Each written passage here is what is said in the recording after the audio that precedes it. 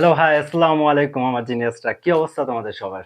আশা করি সবাই ভালো আছো। তো আজকে আমরা চলে আসলাম আমাদের কাজ ক্ষমতা শক্তি এই চ্যাপ্টারের উপরে একটা গুরুত্বপূর্ণ টপিক নিয়ে। তো সেই টপিকটা হচ্ছে ভারকেন্দ্র রিলেটেড ভারকেন্দ্র সরণ রিলেটেড যত রকমের প্রবলেম হয় সেগুলো নিয়ে। মূলত এটাকে আমরা ২ টা ক্যাটেগরিতে ভাগ করব। একটা হচ্ছে তোমার ইট বলো বা কোনো সিলিন্ডার বলো, এদের সরণ। এরা তোমার আবার ২ রকম হইতে পারে। একটা হচ্ছে শোয়ানো থেকে দাঁড়া করানো অথবা দাঁড়া করানো থেকে শোয়ানো, এরকম হইতে পারে। ধরো হচ্ছে শোয়ানো, এই শোয়ানো থেকে আবার দাঁড়া করানো হইতে পারে, দাঁড়া করানো, অথবা তোমার দাঁড়া করানো থেকে শোয়ানো। এই অবস্থায় একটা আমাদের ভারকেন্দ্র সরণ হয়, ওই রিলেটেড ম্যাথ হয়, আমরা সেটা দেখব। আর একটা হচ্ছে তোমার একটা পর একটা ইট বসানো, একটার পর একটা ইট বসানো বসানো। সো আমাদের মূলত এই ২ টা টপিক নিয়ে আমরা আজকে আলোচনা করব। সেটা সিলিন্ডার হইতে পারে অথবা ইট হইতে পারে। কনসেপ্ট আমরা বুঝতে পারলেই হবে। আর নেক্সট যে টপিক সেটা এই ভিডিওতে আসবে না, সেটা আমাদের জন্য আলাদা ভিডিও করব আমরা। সেটা হচ্ছে আমাদের কুয়া অথবা চৌবাচ্চার যে ম্যাথগুলা, যে ওইখানেও মূলত আমাদের ভারকেন্দ্রের সরণ দিয়েই ম্যাথগুলো করানো হয়।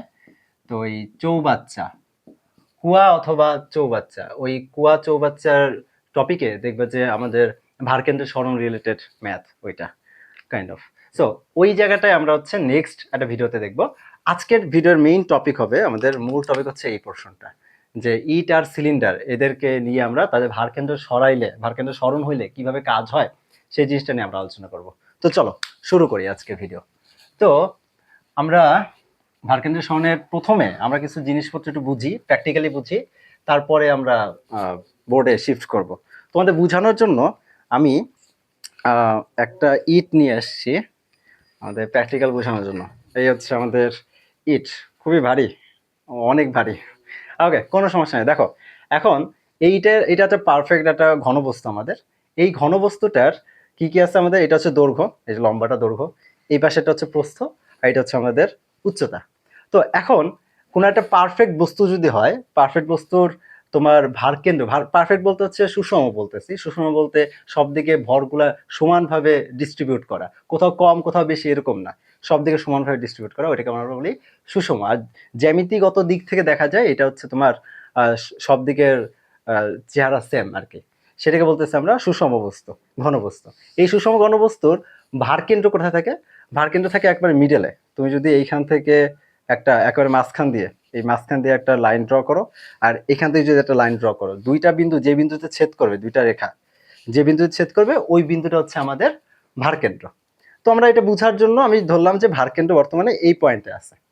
ধরো হচ্ছে ভারকেন্দ্র আমাদের এই সিঙ্গেল পয়েন্টে আছে, এই কালো যে মার্কার পয়েন্টটা দেখতেছো, এইখানে হচ্ছে আমাদের ভারকেন্দ্র আছে বর্তমানে।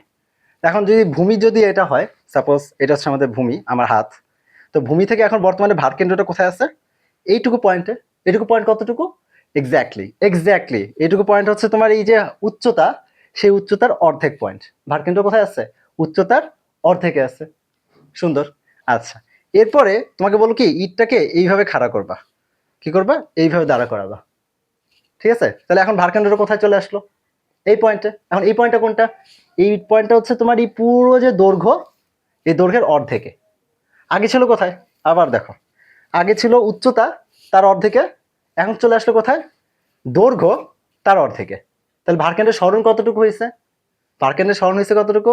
আগে ছিল ধরো এইখানে, এখন আসছে এখানে, ভারকেন্দ্রের সরণ কতটুকু? এতটুকু। ক্লিয়ার? এখন আসো আমরা এটা একটু বোর্ডে এঁকে দেখাই। আমরা তো এটা বুঝলাম একটা পোর্শন। তো ধরো আমরা এই যে দূর থেকে দেখতেছিলাম যেটা, ইটটা, এই যে তোমরা যেভাবে দেখতেছো, এই জিনিসটা একটু ড্র করব। এটা ভারকেন্দ্র এখানে, এটা একটু আঁকবো এখানে। চলো। তো আমাদের এটা হচ্ছে আমাদের ইটটাকে ফ্রন্ট থেকে আমরা এরকম দেখতেছিলাম, এবং এটার ভারকেন্দ্র ইনিশিয়ালি ছিল কোন পয়েন্টে? এই পয়েন্টে ছিল। আমি যদি এটার উচ্চতাকে এইচ দ্বারা প্রকাশ করি, তাহলে এই ভারকেন্দ্র বর্তমানে আছে কোথায়? h/2, ভূমি থেকে h/2 পজিশনে আছে। আর এটা একটু মাথা রাখবা, এটা হচ্ছে ভূমি থেকে, এটা হচ্ছে আমাদের ভূমি।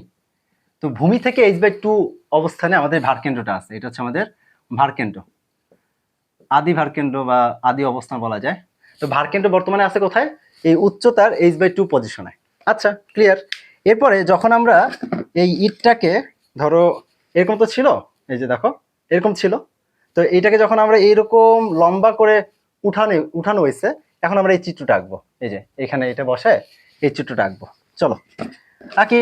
আগে আর কি দেখা যায় দেখা যাক, চলো। এই তো ইটের যে ছাপ্পাটা তুমি দেখলা বোর্ডের উপরে, সেটা আঁকলাম। এখন এটা ভারকেন্দ্র চলে গেল কোথায়? কোথায়? সুন্দর, এই যে এই পয়েন্টে ভারকেন্দ্র চলে গেছে। আমি যদি পুরো ইটের দৈর্ঘ্যটাকে এল কল্পনা করি, দৈর্ঘ্য এটাকে এল কল্পনা করি, তাহলে এখন ভারকেন্দ্র আছে কোথায়? ভারকেন্দ্র আছে ভূমি থেকে, এক্স্যাক্টলি ভূমি থেকে l/2 পজিশনে। এটা যদি আমি ভূমি ধরি, যেটা উপরে ইট রাখা হয়েছিল, সেখান থেকে কত পজিশনে আছে? l/2 পরিমাণ উপরে আছে। তাহলে ভারকেন্দ্র কতটুকু উপরে উঠছে? ভারকেন্দ্র উঠছে কতটুকু উপরে? ভারকেন্দ্র উঠছে, এখানে ছিল, এখন আছে এখানে। ভারকেন্দ্র তাহলে এতটুকু গেছে না, এই ভুল করা যাবে না। ভারকেন্দ্র এখান থেকে এখানে যায় নাই। তুমি কি করবা? এই দুইটা বিন্দুর মাঝখানে ন্যূনতম দূরত্ব, মানে লম্ব দূরত্ব যেটাকে বলি, সে লম্ব দূরত্ব নিতে হবে। তো লম্ব দূরত্ব কিভাবে নিবা? এইটাকে একেবারে এই পর্যন্ত নিয়ে যাও, লাইনটাকে বড় করো, ধরে নাও এখানে ভারকেন্দ্র থাকা যে কথা, এইখানে থাকা সেম কথা। এখন তুমি কি করবা? ভারকেন্দ্র ধরো এখানে ছিল, আগে কতটুকু তো ছিল? h/2 পজিশনে ছিল, এক্স্যাক্টলি h/2। এখন আছে কোথায়? l/2। সবকিছু কাউন্ট করতেছি কই থেকে? ভূমি থেকে। তাহলে তার সরণ হয়েছে কতটুকু? এতটুকু হচ্ছে তার সরণ। এইটুকু হচ্ছে তার কি? ভারকেন্দ্রের সরণ। এটাকে ধরো আমি যদি এস চিন্তা করি, এস হচ্ছে আমাদের ভারকেন্দ্রের সরণ। এস হলো ভারকেন্দ্রের সরণ। সেই এস এর মান কতটুকু হবে? সুন্দর, এইটুকু যদি হয় l/2, এটা যদি হয় h/2, তাহলে এটা কত হবে? গুড, এটা হবে l/2 মাইনাস h/2। তাহলে s ইকুয়াল টু কত পাইলাম? মানে ভারকেন্দ্রের সরণ কত পাইলাম? l/2 মাইনাস হচ্ছে h/2। সুন্দর, এটা হচ্ছে আমাদের ভারকেন্দ্রের সরণ। তাহলে এখান থেকে যদি তোমাকে কৃত কাজ বের করতে বলে যে কতটুকু কাজ হয়েছে, আমরা ধরে নিলাম এই ইটের ভর হচ্ছে m, ইটের ভর m, আমি যে ইটটা নিয়ে কাজ করছি সেই ইটের ভর হচ্ছে m। তাহলে এখানে আমাদের কৃত কাজ হবে কতটুকু? w ইজ ইকুয়াল টু হচ্ছে mg ইন্টু s। তোমরা একটু মনে রাখবা, কৃত কাজ বের করার সময় আমরা যখন হচ্ছে তোমার এই ফর্মুলা ইউজ করি, mgh বা mgs যেটাই বলো না কেন, এই s বা h এটা হচ্ছে আমাদের ভারকেন্দ্রের সরণ। এটা একটু মনে রাখতে হবে। এটা কিন্তু উচ্চতা না, উচ্চতা আমরা বলি শর্টকাটে বলি, ওটা নিয়ে পরে আলোচনা করব। কিন্তু আমাদের মেইন যে পার্ট, মানে মেইন যে আসল জিনিস, সেটা হচ্ছে এটা অ্যাকচুয়ালি ভারকেন্দ্রের সরণ। এই যে mgh যে বলি আমরা, h হচ্ছে বা s হচ্ছে আমাদের ভারকেন্দ্রের সরণ। এটা হচ্ছে আমাদের ভারকেন্দ্রের সরণ। সো এই ভারকেন্দ্রের সরণে যদি আমরা এখন এই বস্তুর ভর বসাই দাও, জি বসাই দাও, আর হচ্ছে এই যে ভারকেন্দ্রের সরণের মান যেটা পাইছো সেটা যদি বসাই দাও, তাহলে এই ইটটা শোয়ানো থেকে দাঁড়া করাইতে কি কাজ করতে হয়েছে সেটা তুমি পেয়ে যাবা। তবে এই জায়গায় একটা জিনিস আছে, এটা মনে রাখবা, এটা হচ্ছে ভারকেন্দ্রের সরণ। তবে এখানে একটা বুঝার জিনিস আছে, মজার জিনিস। সেটা কি, তুমি আসলে ইট কোন পজিশনে ছিল আর কোন পজিশনে নিতেছো, এটা ম্যাটার করে। তোমার যদি ইট এইভাবে থাকে আর তুমি যদি এইভাবে নাও, তাহলে ভারকেন্দ্রের সরণ যেভাবে দেখলাম সেভাবে। এখন চিন্তা করো তো, ইট আছে এইভাবে, সাপোজ এইভাবে ইট আছে, মানে এই পজিশনেই ইট ছিল। এখন যদি তুমি ইটটাকে এইভাবে সরাও, তাহলে ভারকেন্দ্রও কিন্তু আবার তোমার আহ, আগের মতো নাই।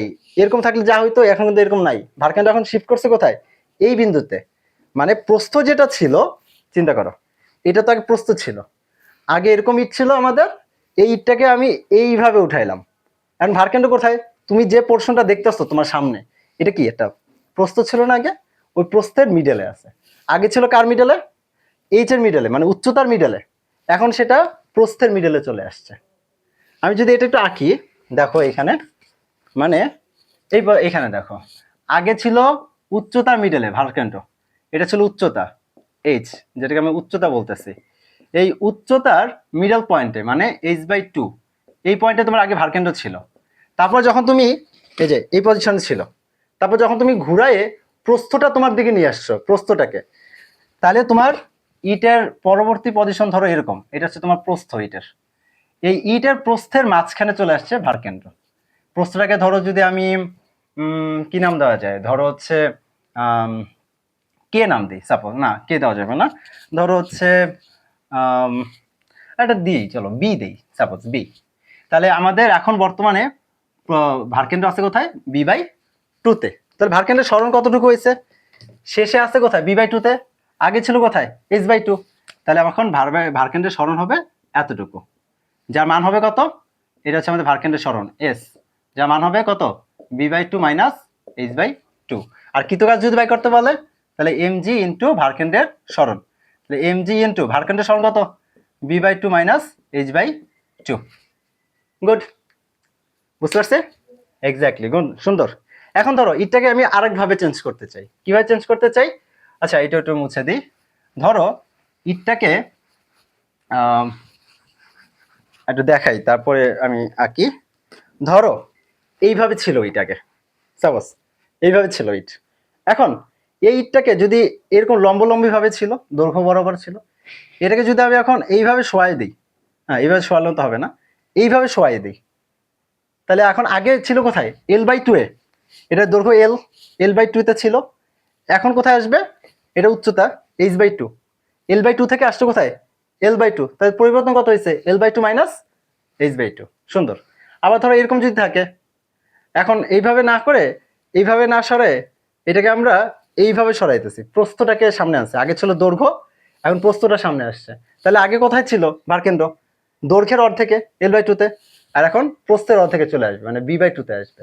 তাহলে কয়েকটা সিকোয়েন্স আমরা একটু লিখি, প্যাটার্ন লিখি, আর কি কি হইতে পারে। ধরো এটা দৈর্ঘ্য বরাবর দাঁড়া করানো ছিল এরকম, এটা l/2 l, তাহলে তার ভারকেন্দ্র আগে ছিল কোথায়, l/2-তে। গুড। এরপরে এটাকে আমি শোয়াইছি, কিভাবে শোয়াইছি, এমনভাবে শোয়াইছি যাতে আমার উচ্চতাটা আমার সামনে চলে আসে, এটা হচ্ছে উচ্চতা, তাহলে ভারকেন্দ্র এখন কোথায় চলে আসলো, উচ্চতার অর্ধেকে। সুন্দর, তাহলে এটা চলে আসলো h/2-তে। তাহলে তার ভারকেন্দ্রের সরণটা কতটুকু পাবো আমরা, ভারকেন্দ্রের সরণ পাবো এইটা, এইটা, তাতে মাঝখানের দূরত্ব, এটা হচ্ছে ভারকেন্দ্রের সরণ, যেটা হচ্ছে l/2 মাইনাস h/2, ভারকেন্দ্রের সরণ। একইভাবে ফর্মুলা বসাইলে আমরা কাজ পেয়ে যাবো এমজির সাথে গুণ করলে। আচ্ছা আবার ধরো আমাদের এরকম উচ্চতা বড়, মানে দৈর্ঘ্য বরাবর ইটটা দাঁড়া করানো ছিল, যেটা l, তাহলে ভারকেন্দ্র ছিল আগে হচ্ছে l/2 পজিশনে। এরপরে তোমার ইটটা শোয়ানো হয়েছে এমন ভাবে যাতে আমরা প্রস্থ বরাবর আমরা ইটটাকে দেখতে পাই, এটা ধরো হচ্ছে প্রস্থ বরাবর, সাপোজ এটা হচ্ছে আমাদের প্রস্থ বরাবর, তাহলে তার ভারকেন্দ্র বর্তমানে আছে কতটুকুতে, প্রস্থ যদি আমি b ধরি, তাহলে b/2-তে আছে ভারকেন্দ্র, তাহলে শিফট হয়েছে কতটুকু, ভারকেন্দ্র সরণ হয়েছে কতটুকু, এইখানে ছিল আর এইখানে আসছে, তাহলে সরণ হয়েছে এতটুকু, এটুকু হচ্ছে তার ভারকেন্দ্রের সরণ। সো আই থিঙ্ক তোমরা এখন পয়েন্টটা বুঝতে পারছো যে ভারকেন্দ্রের সরণ জিনিসটা কিভাবে নিবা। তোমার আগে যে অবস্থানে থাকবে সেটার অর্ধেক পজিশনে তোমার ভারকেন্দ্র, আদি ভারকেন্দ্র মানে আগে ছিল এখানে, তারপর তুমি যে অবস্থানে রাখবা তার অর্ধেকে থাকবে পরবর্তী ভারকেন্দ্র। এখন দেখতে হবে আগে বেশিতে ছিল নাকি এখন বেশিতে আছে, ওই অনুসারে তুমি বিয়োগ করে দিবা, বিয়োগ করে এমজির সাথে গুণ করলেই কাজ পেয়ে যাবা। এটা হচ্ছে জাস্ট একটা ইট বা ঘন বস্তু, বা তোমার এটা ঘনক যদি হয়, যে কোনো জিনিসের ক্ষেত্রে সেম।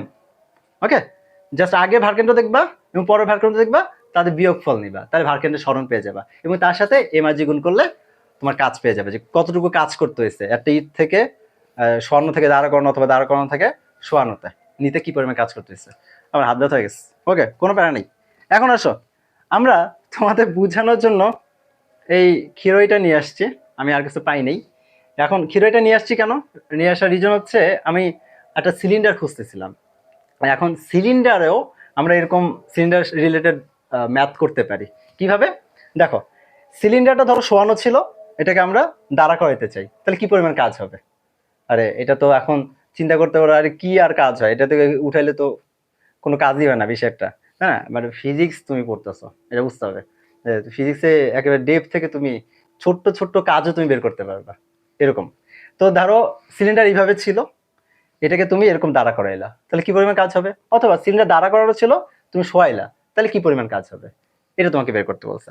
তো আগে সিলিন্ডার কি এই জিনিসটা একটু বোঝার ট্রাই করি। দেখো এটা এরকম একটা সিলিন্ডার তো চিনোই তোমরা, এরকম একটা গোল শেপ ইসে আছে লম্বা ভাবে, আর এখানে একটা বৃত্ত, সাপোজ ধরো এটা একটা বৃত্ত, এটা পারফেক্টলি হয় নাই, বাট এখানে একটা বৃত্ত থাকে আর এখান থেকে একটা বৃত্ত, মানে সিলিন্ডারে দুইটা বৃত্ত থাকে, যেটাকে আমরা বৃত্ত মানে ভূমি বলি, এটা তার উচ্চতা। তার ভূমির কি থাকবে, একটা ব্যাসার্ধ থাকবে, পুরোটা হচ্ছে ব্যাস, এই পুরোটা হচ্ছে ব্যাস, আর এটা এইটুকু হচ্ছে তার কি ব্যাসার্ধ, এটা পুরোটা ব্যাস। আর এটা হচ্ছে তার উচ্চতা। এখন আমরা ইসে যাওয়ার আগে, প্র্যাকটিক্যাল বুঝার আগে, ধরো আচ্ছা এটা একটু মুছে দেই। ধরো প্র্যাকটিক্যাল বুঝার আগে সিলিন্ডারটা একটু এইখানে আঁকি, সিলিন্ডার কিছু নাম টাম দিব। ধরো সিলিন্ডারটা এরকম, এই যে এটা হচ্ছে উপরের ভূমি আর এটা হচ্ছে নিচের ভূমি আর এটা হচ্ছে উচ্চতা। তো ধরলাম এই যে ভূমি তার ব্যাসার্ধ হচ্ছে আর, আর এই যে উচ্চতা তার উচ্চতা হচ্ছে আমাদের এইচ, বা এইচ বা এল চিন্তা করতে পারো, একটা চিন্তা করলে হয়। তো আচ্ছা এইচ চিন্তা করি, সমস্যা নেই। এখন সাপোজ আমরা যদি এটা দেখো, এই যে সিলিন্ডার, সাপোজ সিলিন্ডার এরকম শোয়ানো ছিল, আমার হাতের উপর এরকম শোয়ানো ছিল, তার ভারকেন্দ্র কোথায় আছে বলতে পারবা? ভারকেন্দ্র কোথায় আছে? গুড, ভারকেন্দ্র একেবারে তার মিডলে আছে। আমি ইটের ভিতরে তো এটা ঢুকাইতে পারবো না, তাহলে এখন এইটার ভিতরে ঢুকাইতেছি। দেখো ভারকেন্দ্র এখন এই বরাবর আছে। তোমাদের কাজ হচ্ছে একটু ভিডিও পজ করবা, ভিডিও পজ করে তুমি একটু চিন্তা করবা যে ভারকেন্দ্র এখন কার অর্ধেকে আছে, আর এর অর্ধেকে নাকি এইচ এর অর্ধেকে। ভিডিও পজ করো, পজ করে চিন্তা করো, আমি অ্যান্সার দিয়ে দিতেছি। ওকে, অ্যান্সার হচ্ছে কি, দেখো আমি কোন জিনিসটা দেখতেছি, তুমি কোন জিনিসটা দেখতেছো? এটা দেখতেছো কি, ব্যাসটা দেখতেছো না? এটা তো হাইট, হাইট তো আর তুমি দেখতেছো না। এখন তোমার বরাবর যেটা আছে সেটা কি, বৃত্তের একটা অংশ দেখানো আছে। এখানে একটা বৃত্ত কল্পনা করো, তাহলে বৃত্তের এই হাইটটা কি, বৃত্তের হাইটটা কি বলা হয়? ব্যাস। সুন্দর, তার মানে তার ব্যাসের অর্ধেক পজিশনে বর্তমানে তার ভারকেন্দ্র আছে, আর ব্যাসের অর্ধেক কি আর। সুন্দর, তার মানে ব্যাসের অর্ধেকে সে আছে। ব্যাসের অর্ধেক কি, ব্যাসার্ধ, ব্যাসার্ধ অর্ধেকে আছে, মানে ব্যাসার্ধতে বরাবর আছে, ব্যাসার্ধ পরিমাণ উপরে আছে ভারকেন্দ্র।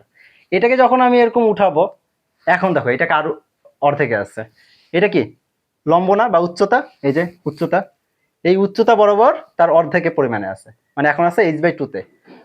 আগে ছিল কত, যদি পুরাটা 2r চিন্তা করো তাহলে r এ আছে এখন। তাহলে তার স্মরণ কতটুকু হবে, দেখো আমি একটু এখানে একটু আঁকি। আগে অবস্থানটা ছিল শোয়ানো অবস্থান, এই দেখো এটা ছিল তার শোয়ানো অবস্থান। এই অবস্থায় তার ভারকেন্দ্র কোথায় ছিল, এই পয়েন্টে। এরপর তাকে আমি কি করছি, দাঁড়া করাই দিছি, এই দেখো এরকম হচ্ছে, আমি তাকে দাঁড়া করাই দিছি। তারপর ভারকেন্দ্র কোথায় চলে আসছে, এই পয়েন্টে। তাহলে পূর্বে তার ভারকেন্দ্র ছিল এইটাই, এতটুকু। এতটুকু কার মান, এটা যদি তোমার 2r হয় ব্যাসার্ধ, তাহলে কি তার অর্ধেক ব্যাস, সরি এটা হচ্ছে ব্যাস, ব্যাস হচ্ছে 2r, তাহলে অর্ধেক হবে কত, আর। আর এখন আসছে কোথায়, এখন আসছে তোমার পুরাটা যদি আমাদের এইচ হয়, দৈর্ঘ্য যদি এইচ, তার অর্ধেকে আছে, এটা হচ্ছে h/2। দুইটা কিন্তু আমরা ভূমির সাপেক্ষে চিন্তা করতেছি যে ভূমি থেকে কতটুকু উপরে আছে। তাহলে তার ভারকেন্দ্রের স্মরণ হবে কতটুকু, সুন্দর, এইটুকু হচ্ছে তার ভারকেন্দ্রের স্মরণ এস। তাহলে এইখানে এখন এস এর মান কত, h/2 মাইনাস আর, এটা হচ্ছে তার ভারকেন্দ্রের স্মরণ। এটাকে যদি আমরা এমজি দিয়ে গুণ করি তাহলে কিন্তু আমরা কাজ পেয়ে যাব। একইভাবে যখন তোমাকে বলবে সিলিন্ডারটা দাঁড়া করানো ছিল, শোয়াই ফেলাইছো, তাহলে কতটুকু কাজ হবে, সেম কাজই হবে। আগে ছিল h/2 তে, এখন আসবে কোথায়, আর। তুমি বিয়োগ করে দিলে ভারকেন্দ্রের স্মরণ পাবা, এমজি দিয়ে গুণ করলে কাজ পেয়ে যাবে। সুন্দর।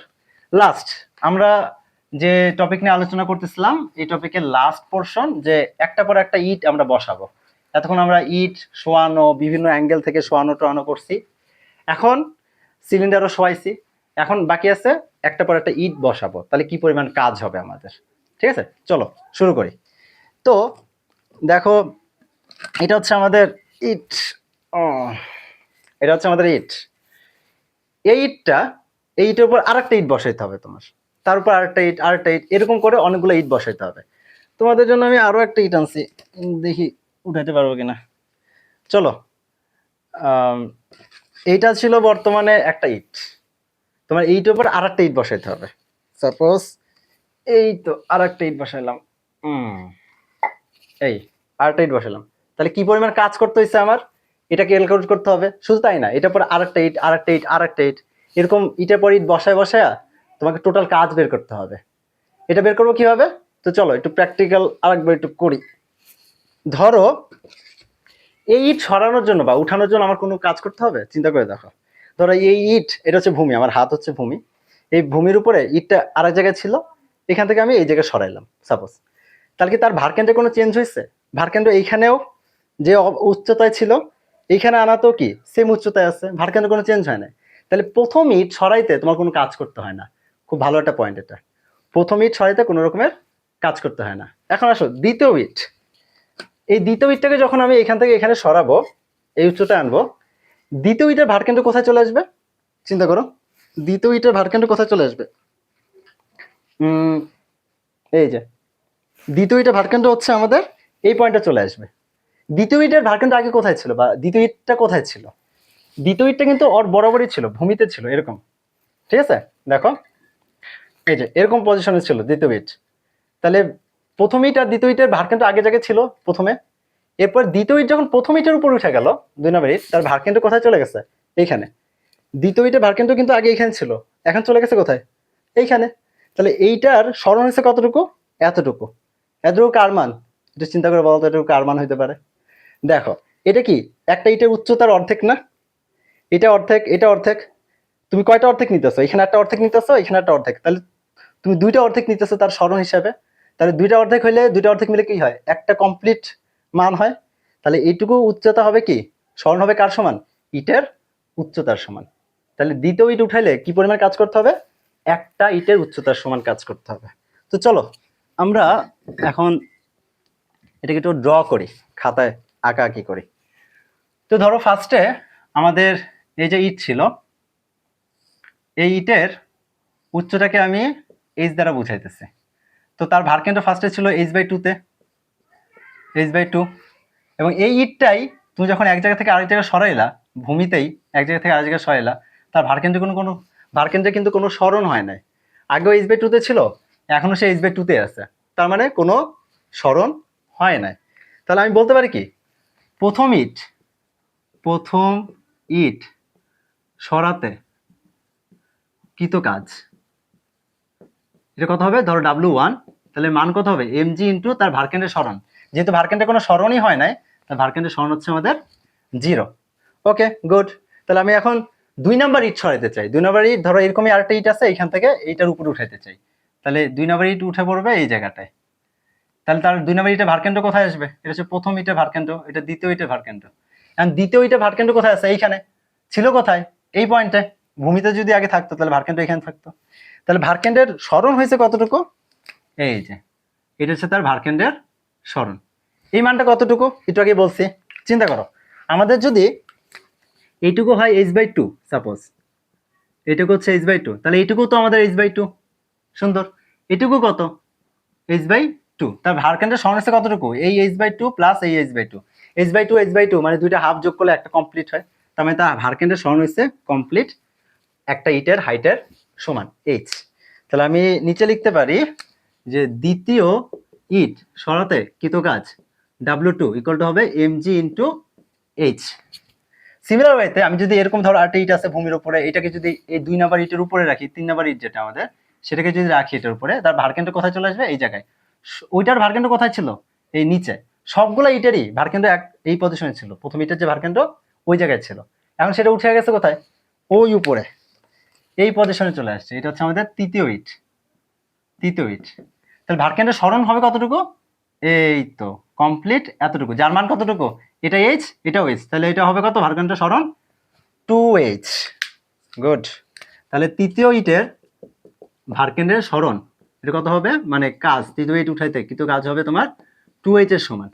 একইভাবে যদি আমি 4 নাম্বার ইট উঠাই, দেখো 4 নাম্বার ইটের ভারকেন্দ্রের সরণ এখানে, তার মানে সে আরো তোমার ই করবে, h পরিমাণ উঠবে। আগে ছিল এখানে, এখানে এখন উঠবে। তাহলে তার ভারকেন্দ্রের সরণ হবে কতটুকু? চিন্তা করো, এই তো একটা h, দুইটা h, তিনটা h, কয়টা h টোটাল? 3টা h। তাহলে 4 নাম্বার ইট উঠাইতে তোমার ভারকেন্দ্রের সরণ হচ্ছে 3h। তাহলে চতুর্থ ইট সরাইতে তোমার কতটুকু কাজ করতে হবে? কৃত কাজ হবে হচ্ছে, এটা 3 হবে, কৃত কাজ হবে হচ্ছে তোমার mg ইন্টু 3h। এখানে কি একটা জিনিস খেয়াল করছো? তোমার ইট ইটের সংখ্যা হচ্ছে 4 নাম্বার ইট, কিন্তু কাজ যখন করতেছো এইটের সাথে গুণ আছে কত? 3। আবার যখন ইটের 3 নাম্বার ইট উঠাইতেছো তখন কাজের জন্য এইচ এর সাথে গুণ দিতেছো 2।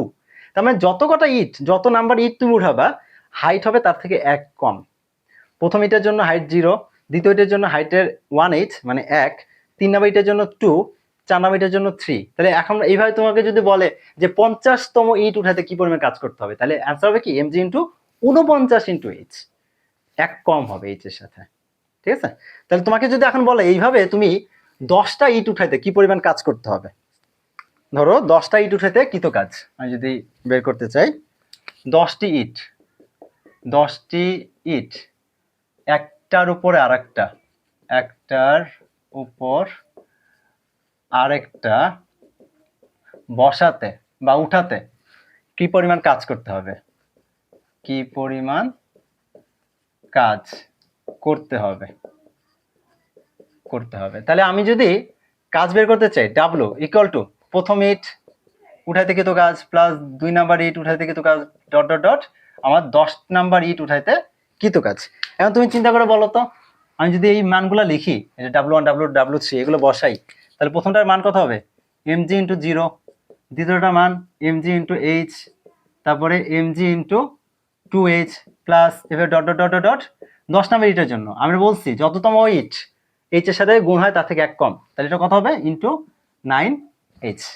সুন্দর। তো এখন এই জায়গায় যদি আমরা mg কমন নেই তাহলে এখানে কত থাকে mg h কমন নাও, এটা তো কমপ্লিটলি জিরোই হয়ে যায়, এটা বাদ।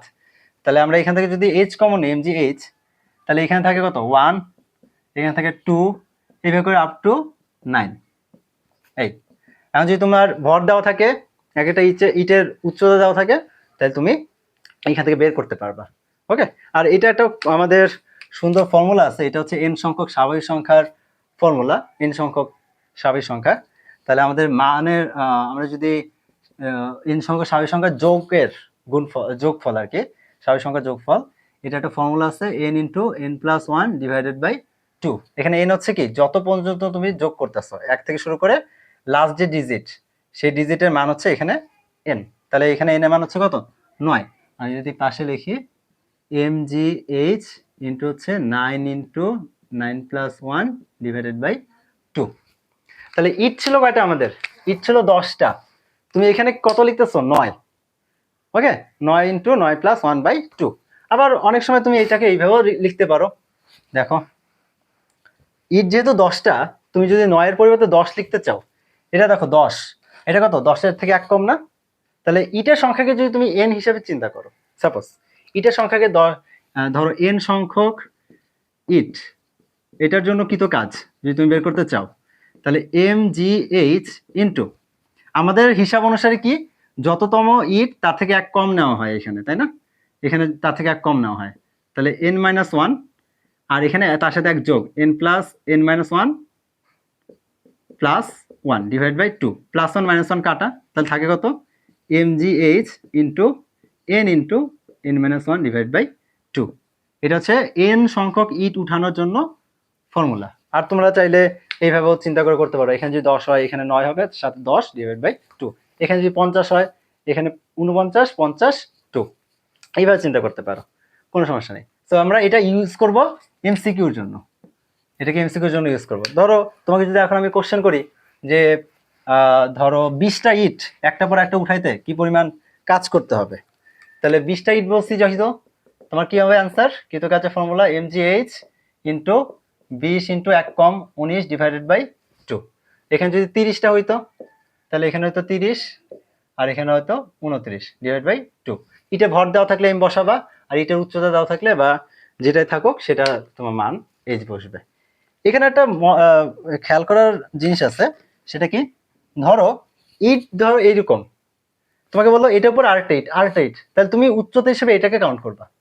আর যদি তোমার বলে যে এইভাবে একটা পর একটা ইট সাজাও, তাহলে উচ্চতা হিসেবে কিন্তু এইটুকু কাউন্ট করতে হবে। এটা যদি তোমার প্রস্থ হয় তাহলে প্রস্থ বরাবর তোমার এইচ এর মান হবে প্রস্থের সমান আর কি। এটা কেয়ারফুল থাকবে যে কিভাবে তোমাকে অ্যান্সার করতে বলছে। আবার ধরো এইভাবে যদি বলে যেরকম লম্বলম্বী একটা পর একটা ইট বসাবা, তাহলে তোমার এইচ এর মান হবে কি একটা ইটের দৈর্ঘ্য বরাবর, দৈর্ঘ্যের সমান আর কি, মানের সমান।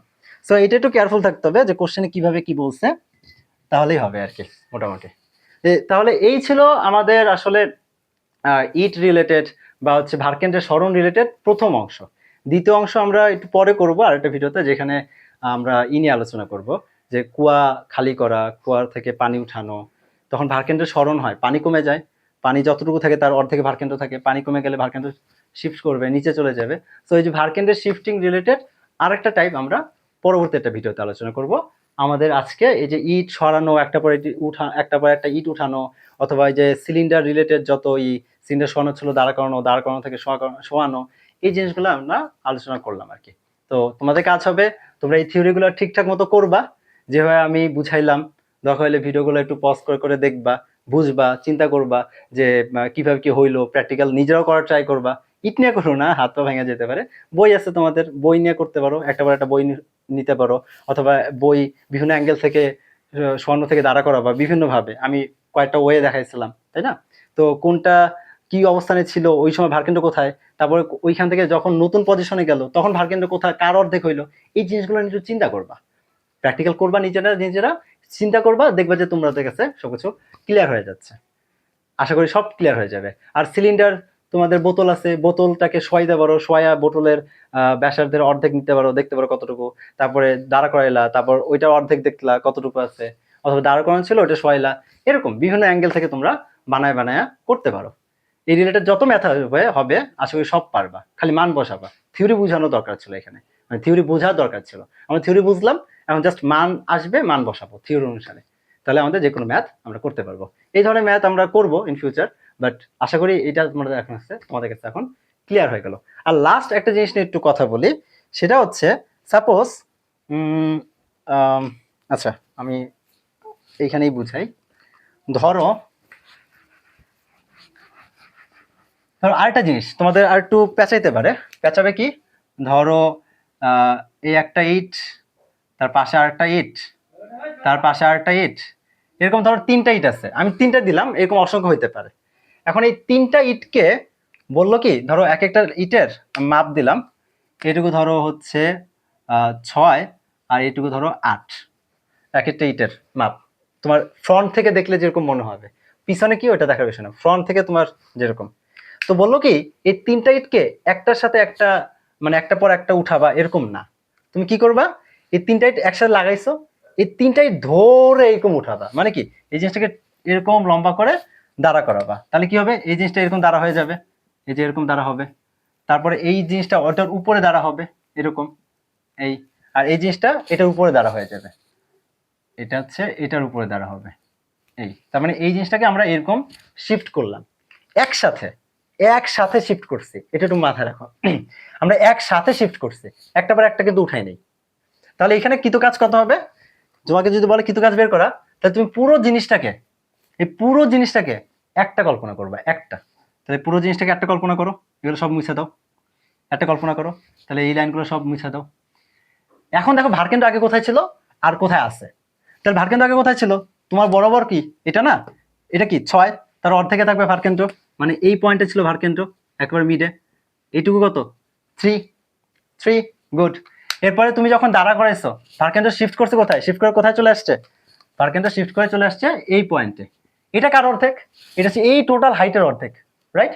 এই টোটাল হাইট, এই টোটাল হাইটটা কোথা থেকে বাবা, এইখানে যে হাইটটা ছিল, এই যে টোটাল মান, এইটাই কিন্তু এইটা, এখন এই টোটাল মান কিভাবে বাবা, এটা 8, তাহলে এই পাশেরটাও 8 ছিল, এই পাশেরটাও 8, তাহলে টোটাল কত হচ্ছে এখানে, এই হাইটটা 3 24, টোটালটা হচ্ছে 24, তাহলে এই পুরোটা কত, পুরোটা হচ্ছে আমাদের 24, সুন্দর, এই পুরোটা হচ্ছে আমাদের 24, তাহলে এখন অর্ধেকে আছে, তার অর্ধেক বলতে কতটুকু, 24 অর্ধেক হচ্ছে 12, তাহলে এখানে তোমার কৃতকাজ কতটুকু হবে, ভারকেন্দ্রের স্মরণ কতটুকু হবে আগে বলো, ভারকেন্দ্রের স্মরণ কতটুকু হবে, এতটুকু, এটা 12, এটা 3, তাহলে এটা হবে কত 9, তাহলে এই অবস্থায় ভারকেন্দ্রের স্মরণ কত হবে তোমার 9, ভারকেন্দ্রের স্মরণ 9, আর যদি তোমার কৃতকাজ বের করতে বলে, তাহলে এম জি ইন্টু ভারকেন্দ্রের স্মরণ।